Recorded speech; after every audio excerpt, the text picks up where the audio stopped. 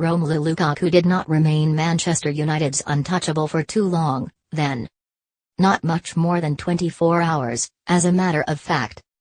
On the eve of a pretty insipid contest, Jose Mourinho had this to say about a striker who has not scored for a month. "I think Romelu is one of the players who should be untouchable in terms of respect from everyone." Fair enough, but when Mourinho, in a minor explosion of pique, denied Lukaku the chance to take United's second-half penalty, it is unlikely respect was on Rom's radar. It was almost as if Mourinho had reread his comments on his expensive striker and decided to nip any delusions of privilege in the bud. It was an old-fashioned showing who's the boss moment. It was practical, as well.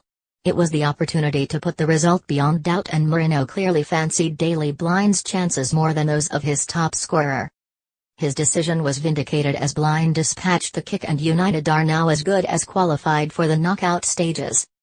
It also suggested that if anyone can, indeed, be untouchable, it is certainly not Lukaku. If it is possible, it is more likely to be Nemanja Matic. He has been and will be, fitness permitting, the constant in this United season.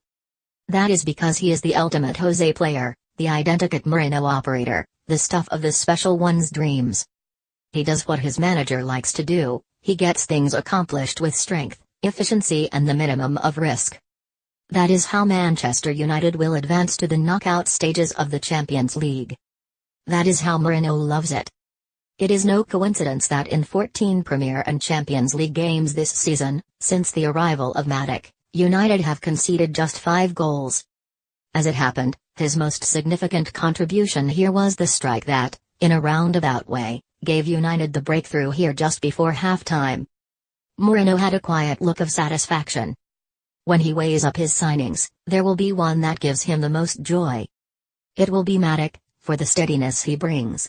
Mourinho likes predictability, which is why Anthony Martial has him head-shaking and hand-clapping in equal measure. Martial can create chaos in the way he did for United's first-half penalty. A trick of a step-over and a treat of a sidestep dizzied poor, old Douglas, and Martial duly fell over the prostrate Brazilian. What happened next, though, pretty much encapsulated why Mourinho clearly does not have complete faith. Martial was the first to be entrusted spot kick duties on the night and pretty much passed it to Miles Weiler. It has to be recorded that Weiler did not so much save the penalty as close it down, but it was still a rotten attempt. Mourinho's disdainful look said it all, but Martial remains a United player capable of changing games on his own, in a heartbeat. And it remains a challenge for Mourinho to get more out of him.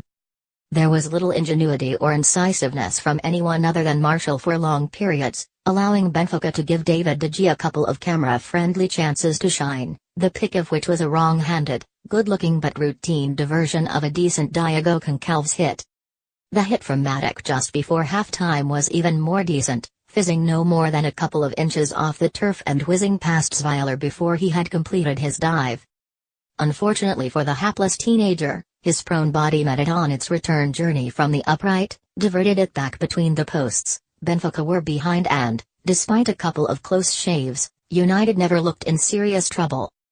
Victory and all but the formalities of qualification were wrapped up when substitute Marcus Rashford tumbled under a rash Andreas Samari's challenge. Referee Gediminas Mazica pointed to the spot and Jose pointed to Blind.